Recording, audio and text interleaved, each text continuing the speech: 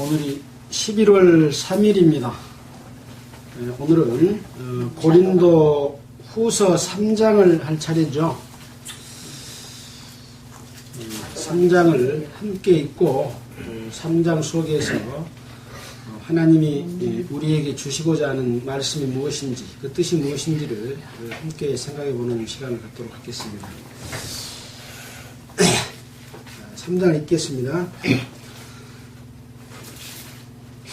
고린도 후서 3장 1절. 우리가 다시 자천하기를 시작하겠느냐?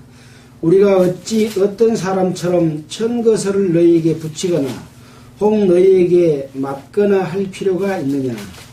너희가 우리의 편지라 우리 마음에 썼고 무사람이 알고 읽는 바라.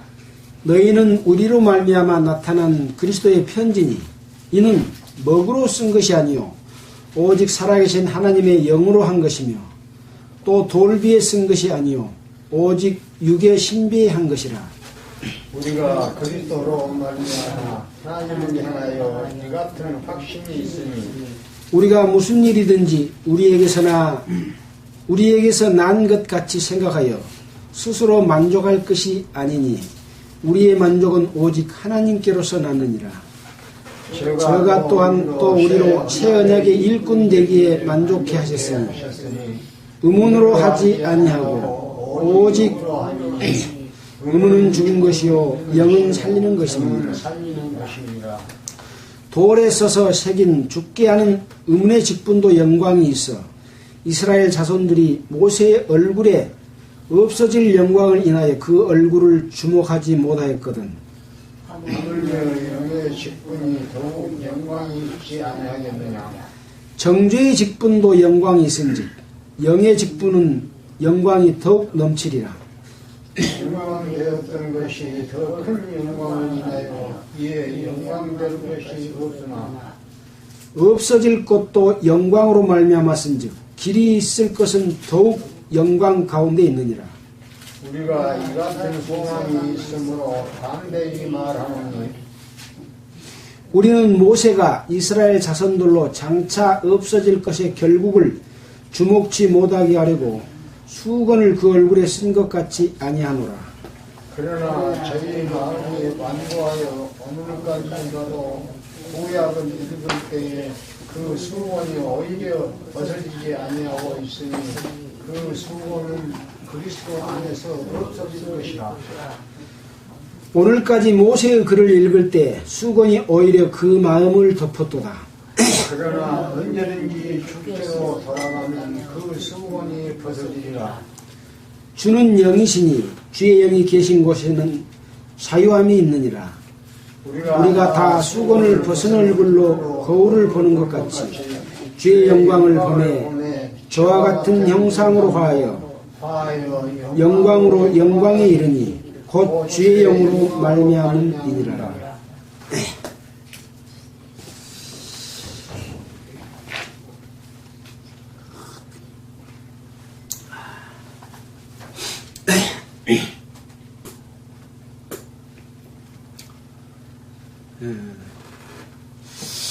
지금 고린도 후서 1장 2장을 마치고 3장에 접어들었습니다. 고린도 전서를 보내놓고 고린도에 있는 그 교회의 성도들이 이 전서로 인해서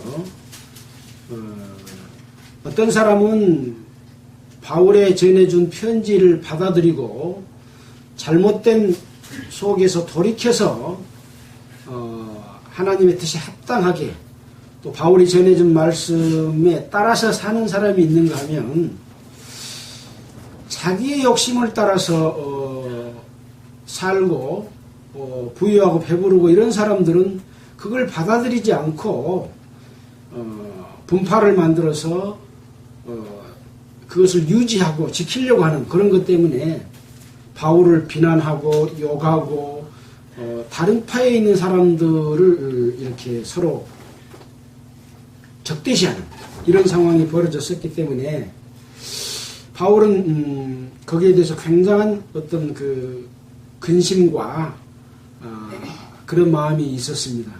그래서 급하게 고린도를 방문을 했는데, 방문을 했지만은 역시 그 바울을 반대하는 쪽 사람들 때문에 그 목적을 이루지 못하고 와가지고 눈물의 편지를 보냈었다라고 하는 그런 말씀을 드렸습니다. 그 이후에 이제 고린도 후서를 보냈습니다. 그래서 이 고린도 후서의 내용은 바울의 자기가 하고 있는 이 하나님으로 말미암아 예수 그리스도로 말미암아 사도된 것에 대해서 분명하게 다시 입장을 말하고 또 그 고린도 속에 있으면서 이제 바르게 살려고 하는 성도와 그것을 자기의 유익의 수단으로 삼으면서 성도들이 군림하려고 하는 이런 속에서 갈등과 핍박이 있었기 때문에 오히려 믿지 않는 사람의 핍박보다는 믿는 사람들로 인한 핍박이 있었기 때문에 어떤 그 위로와 이 권유를 하는 또 우리와 너희 사이에 어떤 있는 문제에 대해서 그것을 회복하려고 하는 그런 간절한 마음으로 편지를 보낸 것이 고린도 후서 내용입니다. 자, 우리가 1, 2장은 공부했기 때문에 3장의 내용 속에서 다시 한번 또 그 내용을 더욱 살펴보겠습니다. 3장 1절입니다. 우리가 다시 자천하기를 시작하겠느냐? 우리가 다시 자천이 뭡니까? 스스로 청구하기를. 그렇습니다. 스스로 청구한다. 그 말은 자기소개를 자기가 한다.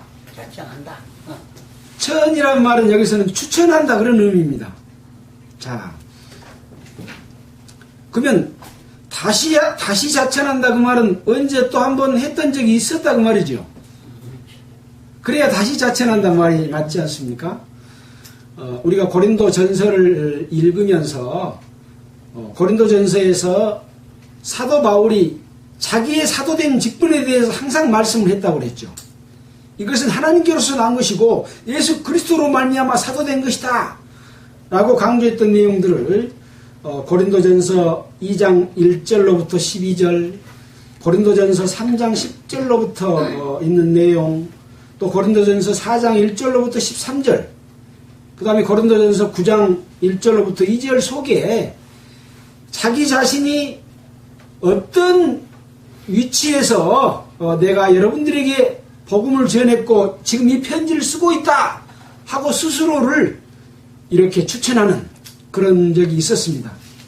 근데 여기서 3장에서 우리가 다시 자천하기를 시작하겠느냐? 라고 말하는 것은 자천할 필요가 없지 않냐? 알고 있지 않냐? 여러분들이 그런 의미지 않겠습니까? 네. 다시 재금할 필요 없다. 그러죠. 다시 또 청구할 필요가 없다. 두말하면 잔소리다. 그런 의미가 있겠죠. 우리가 어찌 어떤 사람들처럼 청거서를 너희에게 붙이거나 혹 너희에게 맞거나 할 필요가 있느냐?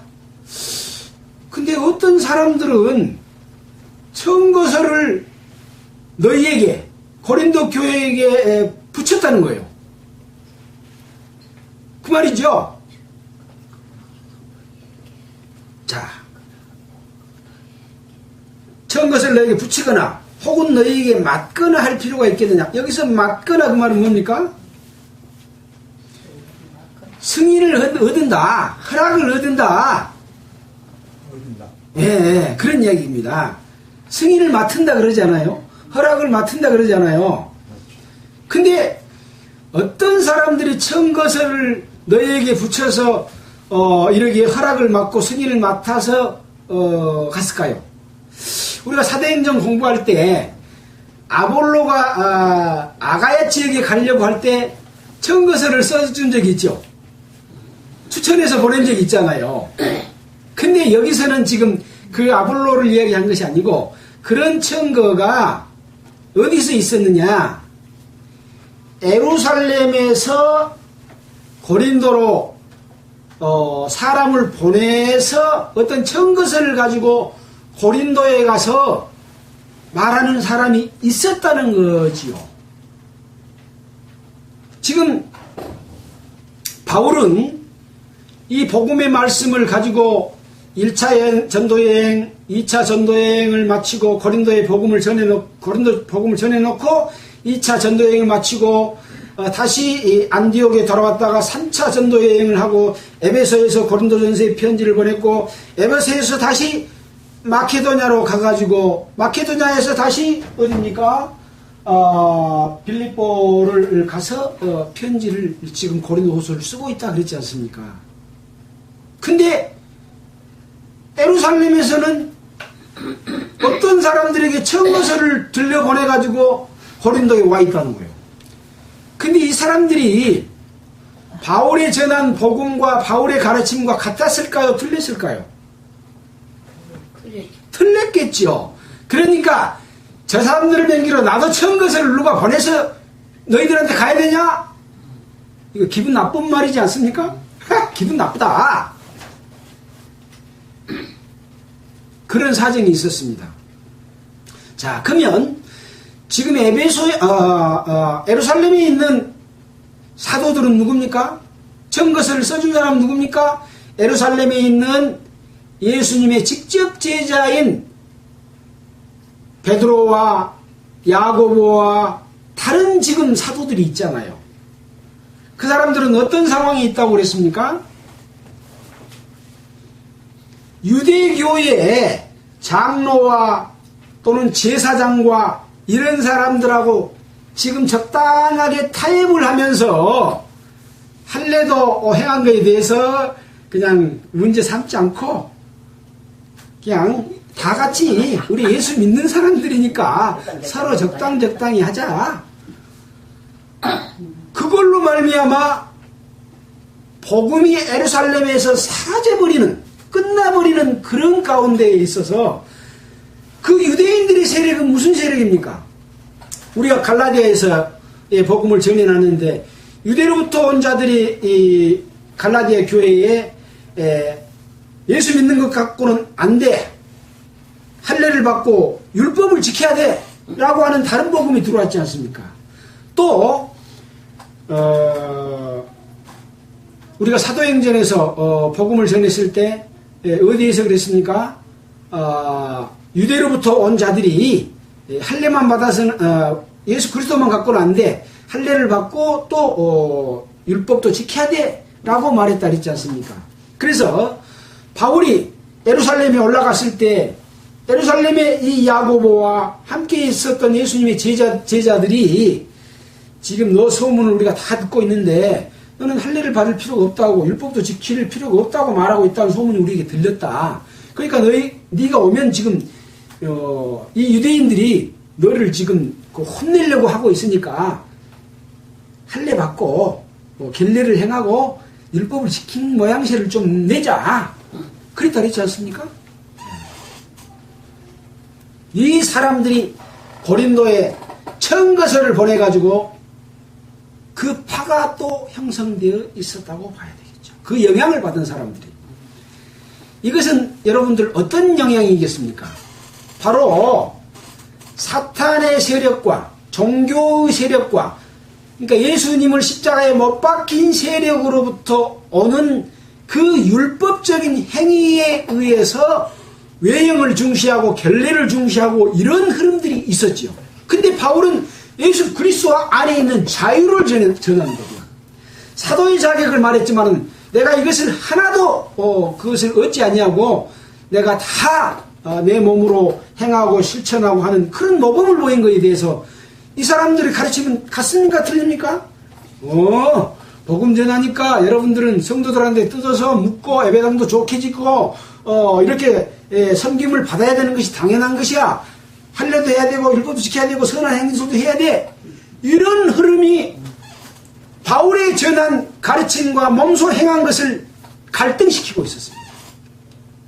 어쩌면 바울파, 아볼로파, 게바파 이런 파들이 유대로부터 청거스를 들고 온 사람들로 인해서 파가 나눠졌다고 봐도 틀림없지 않을까, 그런 생각을 이번에 3장을 읽으면서 생각을 해봤습니다.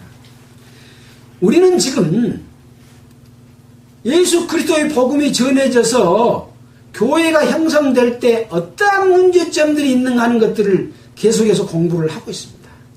자, 그런 상황이라는 것을 염두에 두고 또 진행해 보도록 하겠습니다. 너희에게 붙이거나 어떤 사람들처럼 청것을 붙이거나 너희에게 허락을 받거나 할 필요가 있느냐?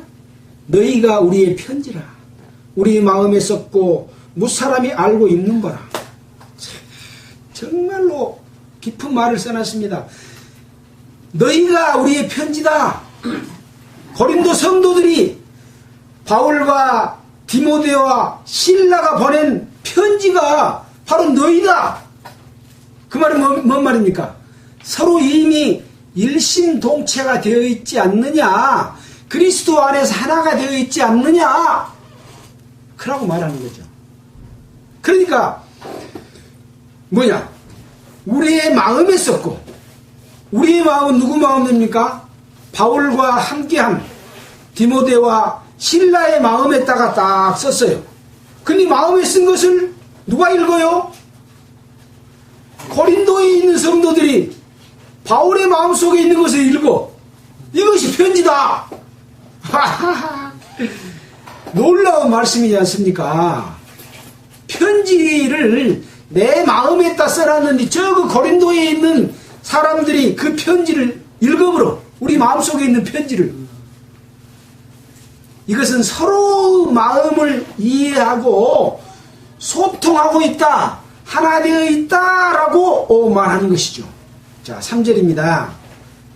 너희는 우리로 말미암아 나타난 그리스도의 편지니. 너희는 우리로 말미암아 나타난 누구의 편지요? 그리스도의 편지. 예, 그리스도의 편지요. 고린도에 있는 여러분들은 바로 우리 바울과 동역자들이 나타내준 걸로 말미암아서 여러분들이 편지가 됐다.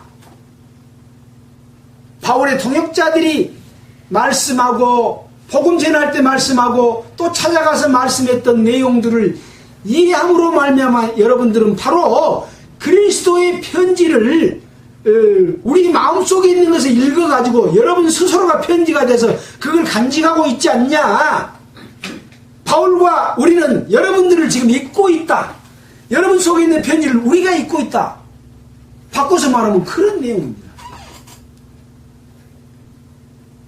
지금 이 고린도 후서에 쓰여져 있는 말씀이 여러분의 마음속에서 지금 편지로 읽혀질 만큼 여러분이 하나가 되어 있습니까? 라고 저를 물어봐야 되겠죠. 대단합니다. 예. 자, 편지니 이는 먹으로 쓴 것이 아니요 오직 살아계신 하나님의 영으로 한 것이며. 편지를 쓸 때 뭘로 씁니까? 먹으로 쓴대요. 먹. 지금 우리는 볼펜으로 쓰는데 그때는 볼펜이 없었어. 먹을 만들어서 그 붓으로 이렇게 썼습니다. 근데 먹으로 쓴 것이 아니래요. 왜? 어디다 써야 되니까? 내 마음에다 써야 되니까. 내 마음속에 먹으로 쓸 수 있어요? 또 저쪽이 보낼 때는 저쪽 사람 마음에다가 먹으로 쓸 수 있습니까? 예. 그래서 뭘로 썼냐? 어떤 재료로 썼냐? 바로 하나님의 살아계신 하나님의 영으로 썼다. 하나님의 영이 바울의 마음속에다 썼고 그 하나님의 영이 우리로 말미암아 나타난 편지를 여러분의 마음속에다가 써줬다. 예, 이렇게 써놨습니다. 그래서 또 못 알아먹을까 싶은 게 또 말합니다. 이 또 돌비에 쓴 것이 아니요 오직 육의 신비에 한 것이라. 돌비에는 언제 돌비에 쓴 적이 있었습니까?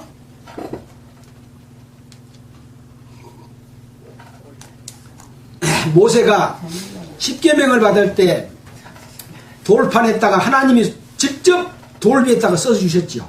하나님의 능력으로. 그 돌에다 쓴 것이 아니요 오직 우리 육체 속에 있는 마음의 비석에다가 써버렸다. 확실해. 근데 겉에서 봐서는 이것을 볼 수 있는 사람이 있고 못 본 사람이 있겠죠. 하나님의 영을 받은 사람은 그것을 읽어요. 근데 영을 안 받은 사람은 못 읽어요. 네. 정말 이 바울이 보내준 이 서신서의 내용 속에는 놀라운 그 깨달음이, 경험이, 이 하나님의 능력이 그 속에 이렇게 들어있습니다. 자, 4절입니다. 우리가 그리스도로 말미암아 하나님을 향하여 이 같은 확신이 있으니, 이 같은 확신이란 건 뭡니까? 하나님이 영으로, 능력의 영으로 우리의 신비에 썼다는 확신이 있으니 우리가 무슨 일이든지 우리에게서 난 것 같이 생각하여 스스로 만족할 것이 아니다. 근데 내가 뭘 좀, 하나님의 일 좀 하면 내가 마치 한 것처럼 만족해가지고 그만하게 이렇게 내가 교회 내에서 큰 일을 하고 또 우리 교파를 만들어서 내가 두목이고 또 내가 그 밑에서 1등 공신이고 한다고 뻐기고 은근히 대접받으려고 한 그런 마음이 있다는 거죠. 그 말입니다. 뭐 다시 읽어볼까요? 우리가 무슨 일이든지 우리에게서 난 것 같이 생각하여 스스로 만족할 것이 아니니, 우리에게서 난 것처럼 생각한다는 거예요. 우리에서 난 것은 뭐예요?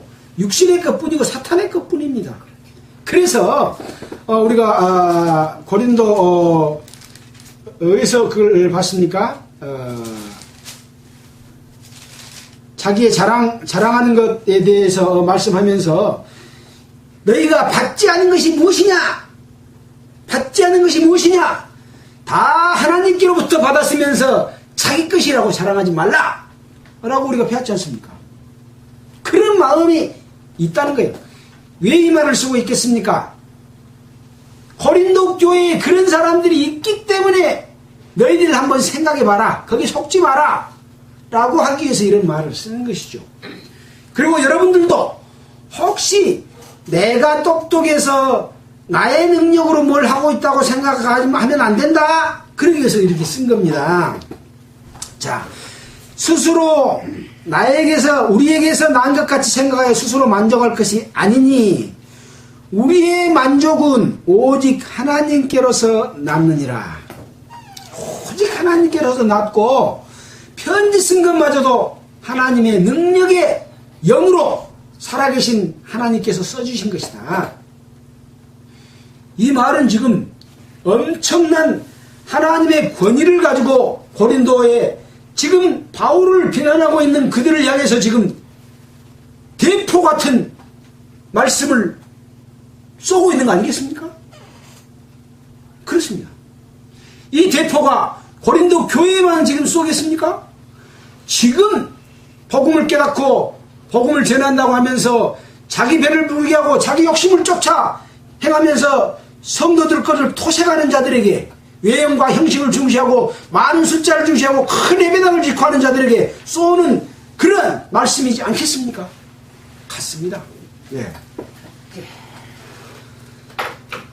6절입니다. 저가 또 우리로 새 언약의 일꾼 되기에 만족해 하셨으니, 저가 그 말은 하나님이 또 우리로 새 언약의 일꾼 되기에 만족해 하셨으니 의문으로 하지 아니하고 오직 영으로 하미니 의문은 죽은 것이요 영은 살리는 것이니라. 지금 중간에 한번 돌기에 쓴 것이 아니라는 말씀 속에서 율법을 탁 들추어냈습니다. 그러면서 우리의 마음의 신비에 썼다고 말씀을 합니다. 그 다음에 또 여기서 말씀한 것은 무엇이냐? 의문으로 하지 아니하고 영으로 한다. 의문은 죽은 것이요 영은 살리는 것입니다. 돌에 써서 새긴 죽게 하는 의문의 직분도 영광이 있어. 이스라엘 자손들이 모세의 얼굴이 없어질 영광을 인하여 그 얼굴을 주목하지 못하였거든. 모세를 통해서 율법을 줬던 내용과 지금 하나님께서 우리를 통해서 바울과 함께하는 동역자들을 통해서 살아계신 하나님의 영으로 한 것과 비교를 하면서 새 언약이 일꾼 되기에 만족해 했다라고 하면서 율법과 예수 그리스도의 영으로 전파되는 생명과 지금 비교를 해주고 있습니다. 여기서 의무는 뭐냐? 율법입니다. 우리가 그것은 배워서 아는 내용이죠. 자, 의무는 어디다 썼다고요? 돌에 써서 새긴 죽게 하는 의문의 직분이다 그랬습니다. 이 직분은 누가 받았습니까? 모세가 받았습니다. 영광이 있어 이스라엘 자손들이 모세의 얼굴에 없어질 영광을 인하여 그 얼굴을 주목하지 못하였거든. 자, 출애굽기를 한번 읽어보겠습니다. 모세가 율법을 받을 때 어떤 상황이었는가 하는 것을 여기서 비교를 해야 될 것 같습니다. 자, 출애굽기 24장 한번 보겠습니다.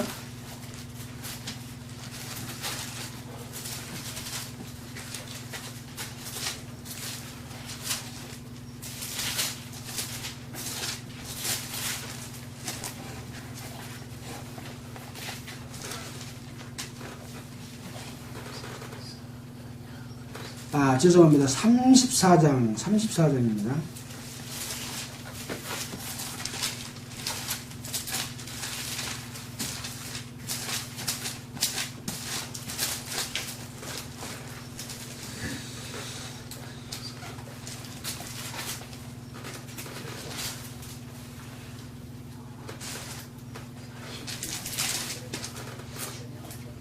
(29절부터) 한번 보겠습니다. 모세가 그 증거의 두 판을 자기 손에 들고 시내 산에 내려오니 그 산에서 내려올 때 모세는 자기가 여호와의 말씀을 인하여 얼굴 꺼풀에 광채가 나나 깨닫지 못하였더라. 아론과 온 이스라엘 자손이 모세를 볼 때 모세의 얼굴 꺼풀에 광채남을 보고 그에게 가까이 하기를 두려워하더니 모세가 그들을 부리니 아론과 회중의 모든 어른이 모세에게 오고 모세가 그들과 말하니 그 후에야 온 이스라엘 자손이 가까이 오는지라. 모세가 여호와께서 시내산에서 자기에게 이르신 말씀을 다 그들에게 명하고 그들에게 말하기를 마치고 수건으로 자기 얼굴을 가리웠더라. 그러나 모세가 여호와 앞에 들어가서 함께 말씀을 할 때에는 나오기까지 수건을 벗고 있다가 나와서는 그 명하신 일을 이스라엘 자손에게 고하며 이스라엘 자손이 모세의 얼굴이 광채를 보는 거로 모세가 여호와께 말씀하러 들어가기까지 다시 수건으로 자기 얼굴을 가리웠더라.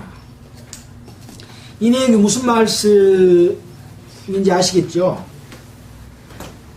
모세가 돌판을 받아가지고 내려왔을 때에 모세의 얼굴 꺼풀에는 피부겠죠? 광채가 났습니다. 하나님의 광채가 모세에게 비춰졌습니다. 그래서 오니까 사람들이 그 광채를 보고 두려워서 모세를 대하지 못했어요. 자, 그래서 그러나 다시 또 하나님을 뵈러 갈 때는 수건을 벗었어. 그랬다가 다시 또 내려와서 이스라엘 백성들을 만날 때는 모세가 자기 얼굴에다 수건을 썼어. 두려워서 자기 얼굴을 보지 못하니까. 이만큼 하나님의 영광의 능력이 나타나면 어떤 광채로 나타나고 번갯빛으로 나타나고 지진으로 나타나고 이런 모습으로 나타난다고 우리가 그동안에 말씀 배울 때 여러 번 배웠지 않습니까? 바울이 다메섹상에서 예수 그리스도를 만났을 때 어떻게 됐다 그랬습니까? 불빛이 비침에 바울의 눈이 실명되어 버렸잖아요. 그 영광의 광채를 보고 눈이 멀어져 버렸던 겁니다. 그래가지고 나중에 아나니아가 그 눈을 다시 뜨게 했지 않습니까? 그런 것처럼 하나님을 정면으로 볼 수가 없는 거죠, 사람들은. 그 광채만 모세에게 나타났는데도 사람들은 두려워서 보지 못했습니다. 이런 마음을 가지고 있다면 하나님 앞에 함부로 말을 하고 예수 그리스도의 이름으로 욕심을 취하는, 자기 유익을 위해서 사는 삶을 살 수가 있겠습니까? 한마디로 말해서 하나님을 두려워할지 모르기 때문에 성도들을 속여서 사도의 직분을 당연히 받을 거야, 바울은 나는 하나도 그것을 쓰지 않는다 라고 말하면서 이것이 사이다고 말했는데, 그들은 뒤에 것은 싹 빼버리고 뜯어먹고 사는, 복음을 전해놓고 돈을 받아가는 그런 짓을 하고 있지 않습니까?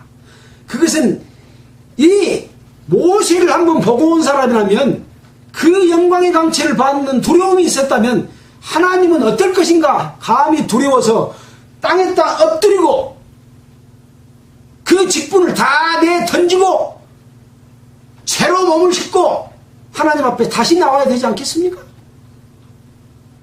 지금 그런 사람이 어디가 있습니까? 고린도 후서의 말씀 속에 지금 그런 것들을 보여주고 있습니다. 지금 고린도 후서가 어떤 상황입니까? 예루살렘으로부터 예수님을 잡아 죽인 세력과 타협하는 베드로를 비롯한 그 하나님의 일을 했다고 하는 사람들이 고린도에 지금 팔을 만드는데 뒤에서 사탄의 세력 쪽에서 지금 응원을 보내고 바울이 전한 이 모범된 삶과 예수 그리스도 안에 있는 자유를 갖다가 해방하고 있지 않습니까?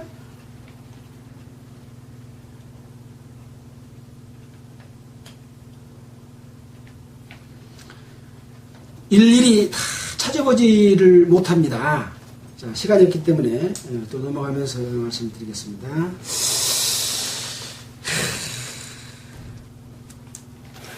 돌에 써서 새긴 죽게 하는 의문의 직분도 영광이 있어 이스라엘 자손들이 모세의 얼굴에 없어질 영광을 인하여 그 얼굴을 주목하고 보지 못했거든. 하물며 영의 직분이 더욱 영광이 있지 않겠느냐? 지금 영의 직분은 누가 가지고 있습니까? 바울이 그런 직분을 행하고 있다 라고 말씀을 하고 있는 겁니다. 아까 전 것을 안 보내도 여러분들이 알지 않냐 그랬지 않습니까?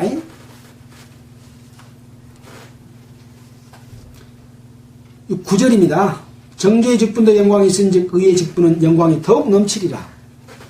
영광되었던 것이 더 큰 영광을 인하여 이에 영광될 것이 없으니 없어질 것도 영광으로 말미암았은즉 길이 있을 것은 더욱 영광 가운데 있느니라.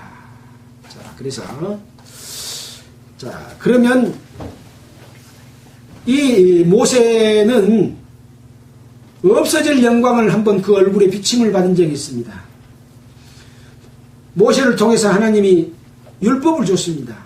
그 율법은 하나님의 영광으로 나타난 율법입니다. 그래서 그 율법은 두렵습니까? 두렵지 않습니까? 두렵습니다. 율법은 두려운 겁니다. 왜 그렇습니까? 우리 속에 있는, 사람 속에 있는 어두운 것, 잘못된 것을 드러내주는, 죄를 지음으로 말미암아 그가 죄인 것을 깨닫게 해주기 위해서 율법을 주셨기 때문에 그 하나님의 영광을 통해서 우리가 죄 있는 모습을 볼 수 있지 않습니까? 그 영광이 음운 속에 들어있고 모세 속에 들어있고 율법 속에 들어있습니다.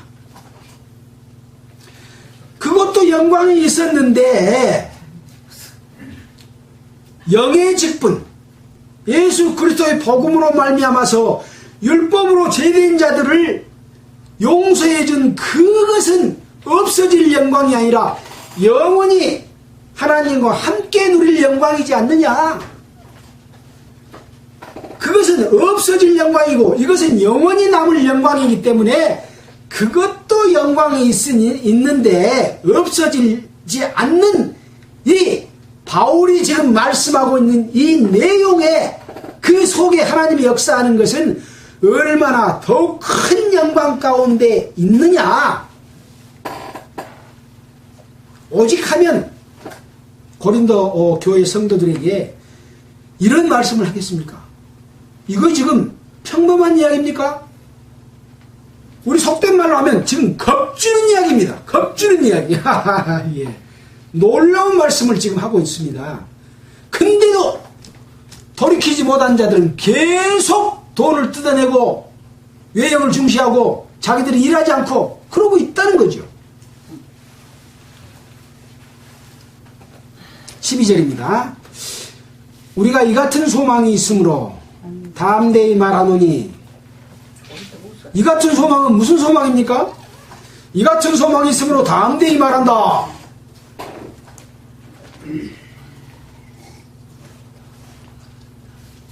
무슨 영광이냐? 이 같은 소망이 뭐냐? 여러분들이 지금 말하고 있는 예수 그리스도만 가까이 되고 할례도 받고 율법도 지키고 착해야 되고 바쳐야 되고 여러분의 선한 행실을 갖다가 추구하는데 그런 것들은 없어질 것이다. 더 큰 영광인 예수 그리스도로 말미암아 바로 내 마음에 쓴 것을 여러분들이 읽어보았고 여러분들이 바로 나의 편지가 된 그것은 하나님이 여러분 속에 써준 그런 것이고 그것은 없어지지 아니할 영광으로 남아서 나중에 영광을 받을 그런 소망이 있다. 이 같은 소망이 있으므로 담대히 말하노니, 내가 지금 보니 내가 그것을 여러분들이 그 나를 핍박하고 나를 비난하고 이런 것을 두려워하겠냐? 나는 두려워하지 않고 담대히 말한다.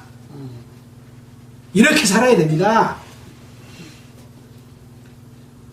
우리가 목사가 무서워서 우리의 말한 것을 무시한다고 해서 우리가 말을 안 해요? 해야 됩니다. 해야 됩니다. 근데 하지 못하고 있는 것이 마음속에서 얼마나 저는 마음이 아픈지요. 내가 지금 못하고 있을까? 그냥 속이 타들어갈 정도로 저는 항상 그렇습니다. 그래서 하나님께 기도합니다. 지금 우리가 못하고 있습니까? 이렇게 하나님께서 우리에게 올바른 진리를 깨우쳐 주시고 계시는데 우리가 지금 못하고 있습니까? 정말 어떻게 보면 죽을 지경입니다. 지금 우리 5명이 말씀을 이렇게 드려야 되겠습니까?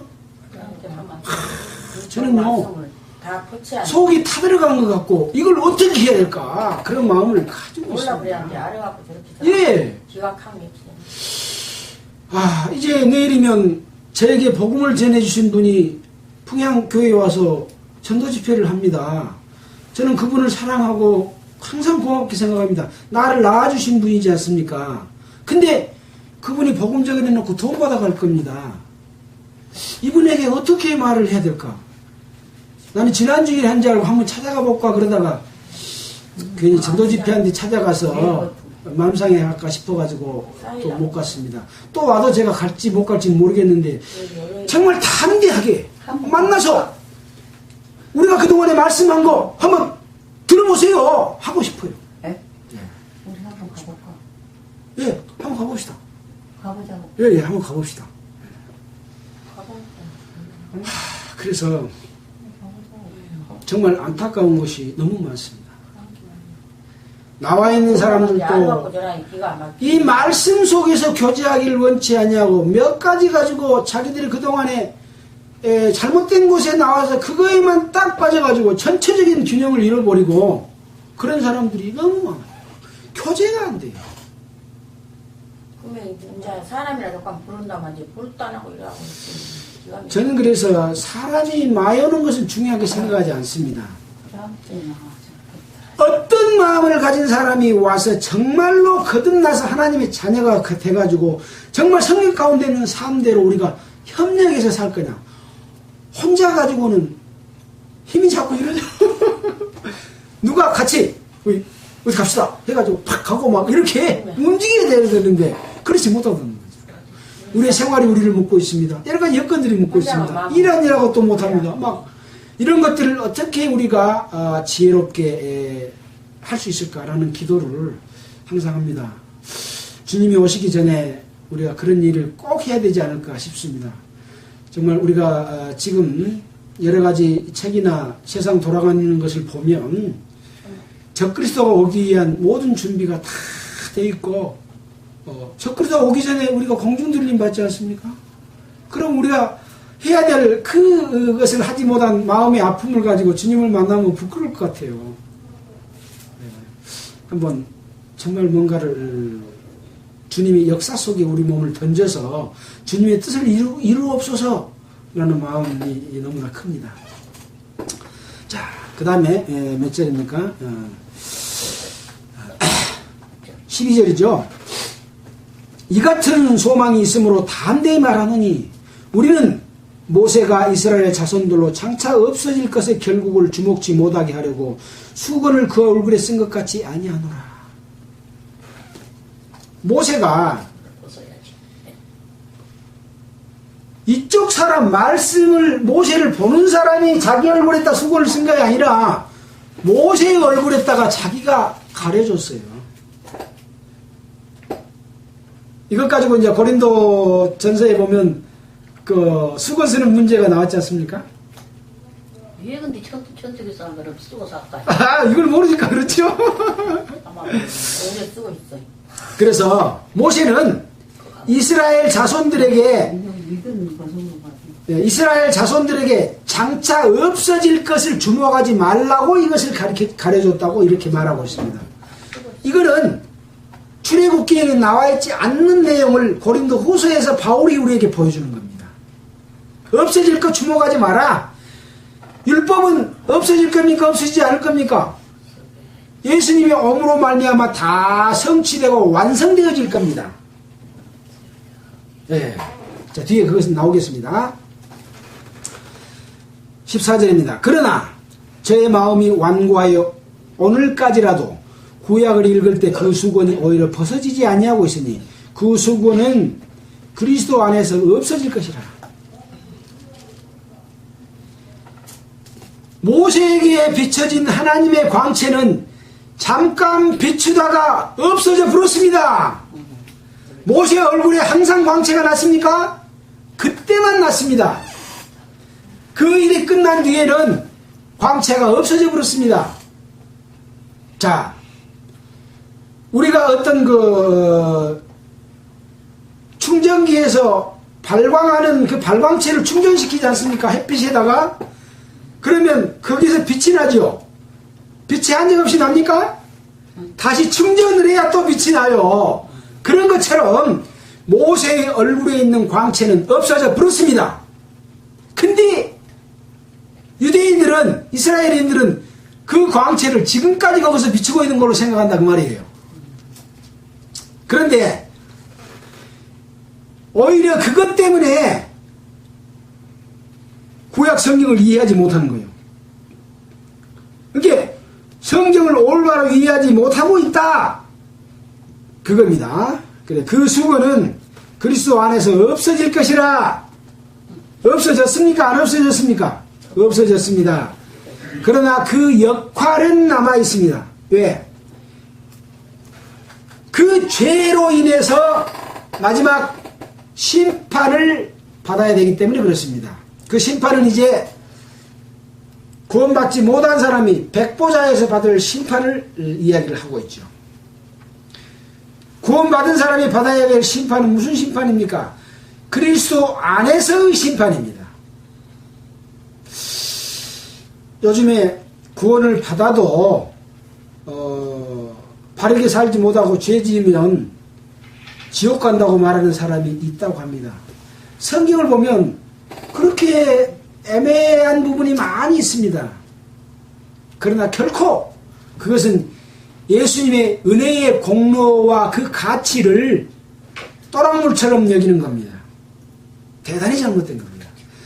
분명히 구원을 받고 잘 못 살면 거기에 대해서 응징은 받습니다.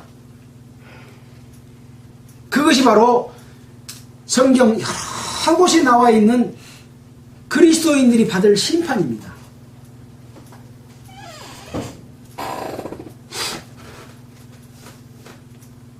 (16절) 그러나 언제든지 주께로 돌아가면 그 수건이 벗어지지라. 근데 예수께로 돌아와서 예수 안에 있으면 그 수건이 두려운 존재입니까? 하나님의 두려움을 막아주는 존재입니까? 필요는 없지 않습니까? 벗어야지. 하나님이 안 두려운데 왜 수건으로 얼굴을 가려요? 죄가 있기 때문에 하나님을 두려워하는 겁니다. 자, 우리가 어디서 그 말씀을 배웠습니까? 고린도 전서입니까? 고린도 전서에 그런 내용이 있죠.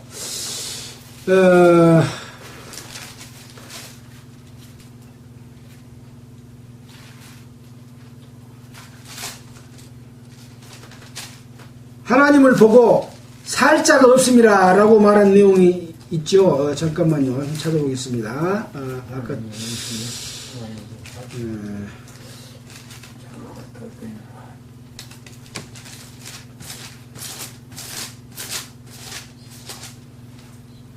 자, 15장 17절 아니요?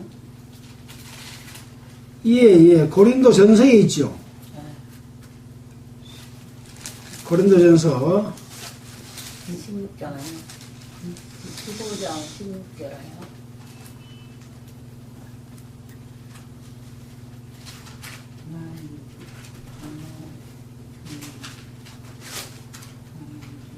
뭐 그 시간 보내면 안 되겠습니다. 하나님을 직접 보면 살 자가 없습니다. 죽습니다. 그래서 죄 있는 사람은 하나님을 직접 보지 못합니다. 그래서 제사장들이 지성소에 가서 제사를 지낼 때도 먼저 자기 죄를 용서를 받고 그 다음에 지성소에 들어가서 제사를 지낼 수가 있었거든요. 자, 그리고 이 예수님이 십자가상에서 돌아가실 때 성소의 그 휘장은 지성소와 성소를 가리고 있는 휘장입니다. 하나님 앞과 사람 사이에 있는 휘장입니다. 그 휘장이 딱 찢어져서 성소와 지성소가 하나가 되어버렸습니다. 바로 그겁니다. 두려워하는 이 수건은 이제 예수 그리스도의 피가 우리 몸에 다 발라졌기 때문에 두려워할 존재가 아니기 때문에 수건이 벗어져서 필요 없다. 그 말입니다.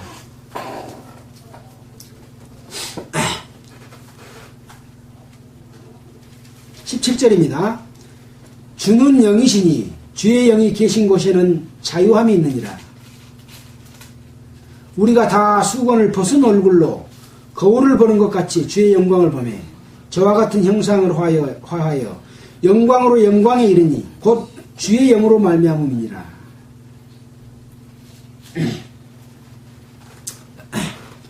자, 그래서 주의 영이 계신 곳에는 자유함이 있느니라.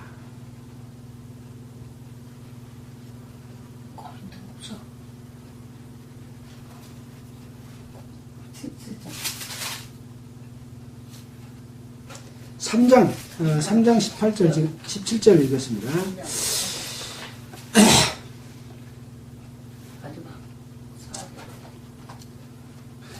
자, 또 우리가 지난 수련 여기도 나와 있죠. 요한복음 17절 몇 절입니까? 진리를 알지니 진리가 너희를 자유케 하리라. 우리가 그런 말씀을 우리의 지금 타이틀 주제로 이렇게 써놨습니다. 하나님 앞에 사람이 예수 그리스도로 말미암아 예수를 믿는 사람들이 자유로워져야 되는데 예수를 믿는 사람들이 계속 짐을 짊어지는 것은 하나님의 뜻이 아니죠. 그것은 아직 예수를 믿지 못하는 죄사함을 받지 못한 사람들은 죄짐으로 가득 짐을 지고 있다가 그 죄짐이 무거워서 정말 이것으로 말미암아 죄로 말미암아 영원히 멸망받을 수밖에 없는 그런 상황 가운데서 예수님의 은혜로 말미암아 죄짐이 벗어진 사람들은 이제 자유로워져야 되지 않습니까? 근데 예수를 믿고 자유로워지기는커녕 짐을 몽땅 짊어지고 있는 사람들이 대부분이지 않습니까? 무슨 짐일까요? 지치. 예. 예수를 믿을 때는 주님의 은혜로 구원을 받아. 그러나 여러분이 이제 구원받았으니까 여러분이 열심히 노력해서 이제 그 노력한 것을 하나님 앞에 드려야 돼. 이렇게 가르치고 있는 것이 보편적인 복음주의의 그 가르침이죠. 그래서 일주일에 일요일 나와야 되고 또 수요일 나와야 되고 또 뭐 화요일 모임 또 목요 모임 금요 모임 토요일 날 뭐 학생의 모임 또 어머니 모임 또 이렇게 몽땅 하고 또 전도 집회 가니까 거기 가서 응원하러 가서 따라가야 돼. 또 입당식 가니까 거기 가야 돼. 또 수양회 가야 돼. 이것이 안 가면은 안 되는 것으로 가르친다는 거죠. 그렇게 가는 것하고 내 마음의 간절함으로 가는 것하고 같습니까? 틀립니까? 간절함으로 갈 때는 걸어서 공주까지 가도 즐거워? 그것은 짐이 아니요. 근데 여러 가지 일이 있어. 가기 싫어. 근데 안 가면 상이 없어. 그러니까 가는 것은 짐입니까? 짐이지 않습니까? 짐입니다. 그래서 가르침은 뭐냐? 우리 속에 있는 소망에 관한 이유, 또 이 바르게 살기를 원하는 이 간절한 마음들, 바울의 마음을 우리가 읽고 또 고린도 성도들이 바울의 마음을 편지로 읽었던 것처럼 그런 마음을 갖고 살게 되면 짐이 있겠습니까? 스데반이 돌로 맞아 죽을 때 아팠겠습니까? 저들은 몰라서 그렇습니다. 저들의 죄를 불쌍히 여겨주시옵소서. 그 마음은 하나님의 능력이 내 속에서 역사해서 그 고통보다 더 커버렸다는 거예요.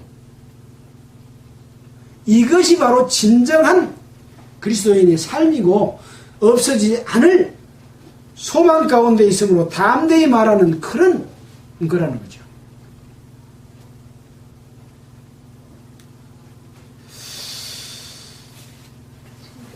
에베소에서 예루살렘에서 예수님의 제자들이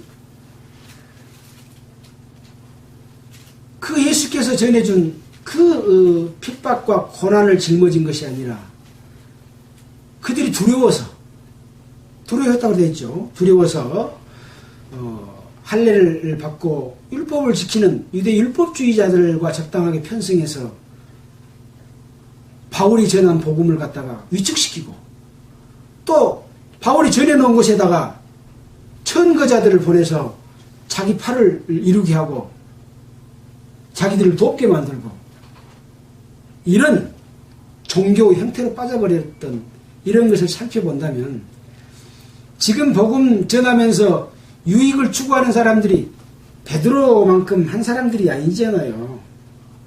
야고보만큼 한 사람들이겠습니까? 저는요, 이걸 읽으면서, 그 어떤 사람이 천것을 너희에게 붙이거나 했을 때 그 생각을 딱 했습니다. 이건 예루살렘에 있는 사도들이겠다. 근데 제가요, 일본 사람이 써놓은 이 책을, 우리 아버지 장로님이 이거 책 사놓고 줄 하나도 안 쳐놓은 책입니다. 제가 이거 읽은데 이 책에 보니까 유대에 있는 베드로나 야고보가 보낸 천것을 보낸 것이라고 이 사람도 생각한다고 써놨더라고요. 어떻게 100년 전에 지금 써놓은 책하고 제 마음하고 같습니까? 이것은 바로 성령님께서 우리에게 깨우쳐 주시지 아니하면 이거 어떤 사람이 천것을 너에게 붙이거나 이거 이해 못합니다. 이 속에 지금 복음이 전해지고 있는 고린도뿐만 아니라 지금 한국에 복음이 전해지고 있는 각각의 교회들에게 지금 교파에서 영향력을 행사해서 돈을 끌어당겨가지고 자기들이 다 쓰고 있지 않습니까? 그 사탄의 역사가 욕심을 통해서 자기 이익을 구하는 쪽으로 가버렸다는 겁니다. 이것에서 벗어나지 않으면 성령께서 역사해 주시지 않는 겁니다. 그러니까 가짜 교인들이 늘어나고 사람 수만 늘어나고 예배당 좋게 지놓은 사람들이 온다. 예배당 좋게 지놓은 곳에 사람들이 간 것은 그 사람이 외형을 보고 간 겁니다. 정말 하나님을 보고 가려고 한다면 천막 속으로 들어가야 됩니다. 이런 허술한 집으로 와야 됩니다. 정말 우리는 하나님의 마음을 오해하고 잘못돼도 한참 잘못된 곳으로 가버렸는데 어떻게 할까요? 자, 기도하고 마치겠습니다. 마치겠습니다. 기도하겠습니다. 하나님 아버지 감사합니다. 바울을 통해서 고린도 교회에 보낸 편지를 통해서 하나님 아버지의 마음을 이해를 할 수가 있었습니다. 그러나 현실은 그걸 이해하지 못하고 그때 행했던 그러한 행함이 복음주의 교회에 만연되어 있습니다. 그들을 긍휼히 여기시고 그들을 그 가운데서 돌이킬 수 있도록 주님이여 역사해 주시기 원합니다. 혹 우리를 통해서 주님께서 일하여 주신다면 영광으로 생각하고 우리의 모든 몸을 던져서 그 일을 하고자 합니다. 그러나 어떤 기회를 찾지 못하고 있습니다. 주님이여 도와주시옵소서. 이 모든 말씀을 우리를 보내주신 예수님 이름으로 기도했습니다. 아멘.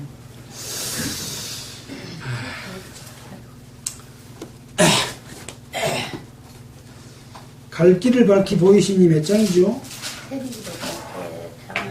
갈 길을 밝히 313장 한번 해볼까요?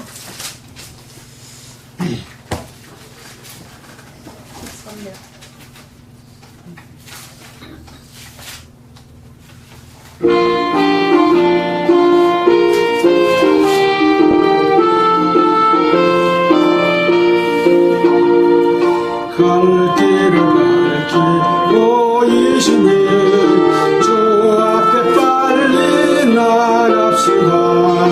우리를 찾는 구주 예수 오라 하시네. 죄악 없인 우리 영혼은 기뻐 뛰며 주를 보겠네. 하늘에 계신 주 예수를 영원히 섬기에 우리를 오라 하시는 말 기쁘게 듣고 즐겨하세. 구주를 믿기 지체 말고 속속히 나가세.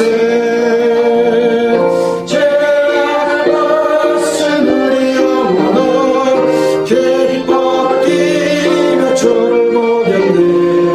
하늘에 계신 주 예수를 영원히 섬기네. 주 오늘 여기 계시오니 나와서 주의 말씀 듣세. 듣기도 하고 생각하니 잠이 치시로다. 죄악 벗은 우리 영혼은 기뻐 뛰며 주를 보겠네. 하늘에 계신 주 예수를 영원히 섬기리. 마치겠습니다. 수고하셨습니다. 우리 교회도 테레비 보게